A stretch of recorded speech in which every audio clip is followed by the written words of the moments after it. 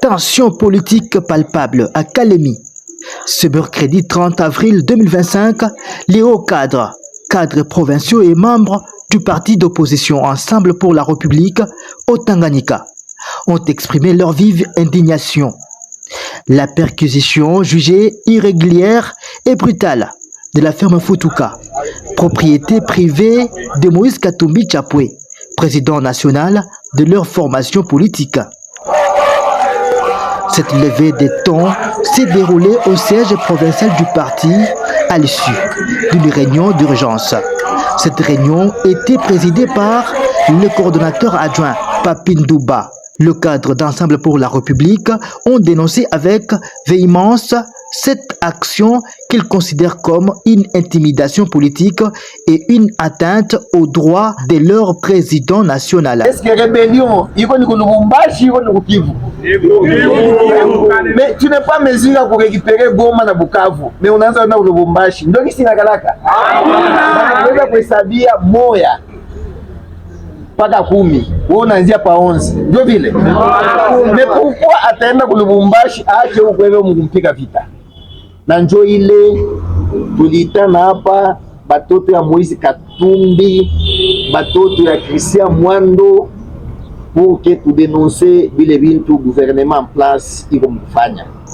Depuis le siège provincial d'Ensemble pour la République à Kalemi dans la province du Tanganyika, la situation reste tendue alors que le parti d'opposition réclame des explications claires et simples sur cette perquisition controversée.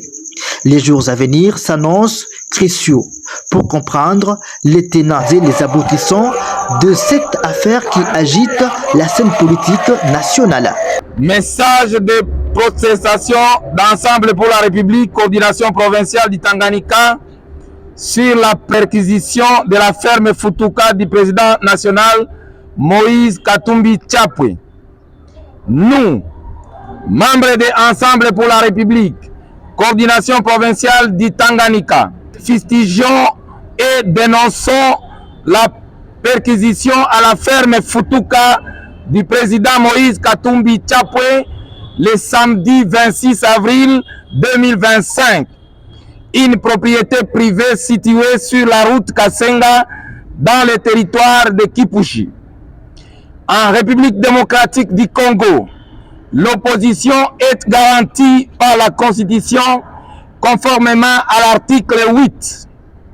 Ensemble pour la République Tanganyika dénonce cette provocation inacceptable d'une perquisition irrégulière dans le domaine privé qui viole l'article 34 de la Constitution du 18 février 2006 tel que modifié et complété à ce jour, et article 17 de la Déclaration universelle des droits de l'homme, et le refus après 3 demandes successives de renouvellement des passeports du président Moïse Katumbi Tchapwe et de son directeur de cabinet, l'honorable Olivier Kamitatu Etsu, les contraignant à l'exil forcé.